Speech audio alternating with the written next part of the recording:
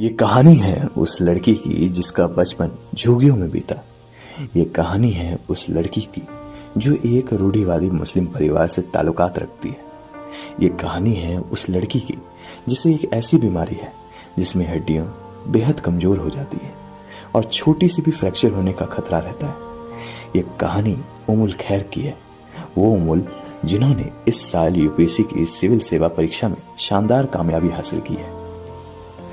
बताने की जरूरत नहीं होगी कि सिविल सर्विस की तैयारी करने वाला हर छात्र कड़ी मेहनत और तमाम अड़चनों से होकर गुजरता है, लेकिन उमुल का इस परीक्षा में सफल होना बहुत से मायनों में अलग है। राजस्थान की निवासी उमुल 5 साल की उम्र में दिल्ली आ गई थी। दिल्ली में उनका बचपन हजरत निजामुद्दीन स्टेशन के पास झुग्गियों में बीता। उनके पिता स्टेशन के पास छोटे छोटे सामान बेचा करते थे। कुछ सालों बाद झुग्गियां वहां से हटा दी गई और उमुल का परिवार बेघर हो गया।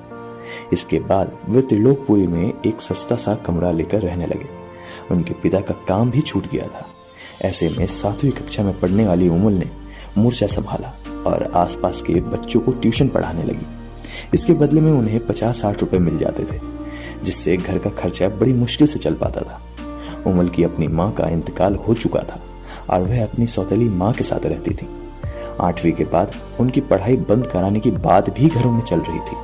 उमुल ने फेसबुक लाइव में बताया कि पुराने ख्यालात वाले मुस्लिम परिवार में माना जाता है कि लड़कियों को ज्यादा पढ़ाना लिखाना नहीं चाहिए, क्योंकि वे पढ़ लिख कर बड़ों का अदब करना भूल जाती हैं, उनका चरित्र खराब हो जाता है, वगैरह वगैरह। मेरी नई माँ ने कहा कि मुझे वापस राजस्थान भेज दिया जाए।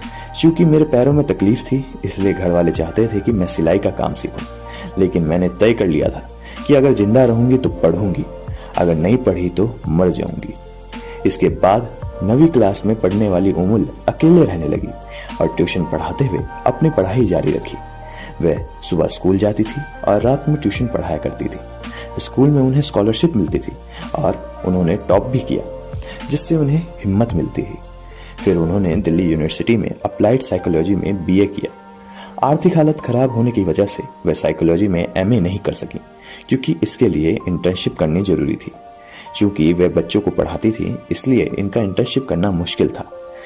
इसलिए उन्होंने जेएनयू में इंटरनेशनल रिलायंस में एमए किया।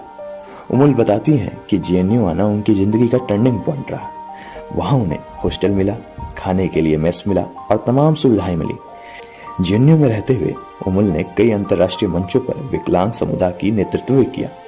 वह 1 साल तक जापान में भी रही हैं और भारत आने के बाद उन्होंने आईएएस की तैयारी करने का फैसला कर लिया। उमुल कहती हैं कि उन्होंने अपने आप को बहुत खुशकिस्मत माना है, क्योंकि मुश्किल हालात में उन्हें पढ़ने का मौका मिला। वो कहती हैं कि मकसद को पाने के लिए जुनून होना चाहिए। आप अपने सकारात्मक पक्ष को इतना मजबूत बनाइए कि उसके सामने बाकी चीजें बौनी लगने लग जाए। अगर आप कोई सपना देख लें और उसके लिए ईमानदार हो जाए तो प्रेरणा भी खुद मिल जाती है।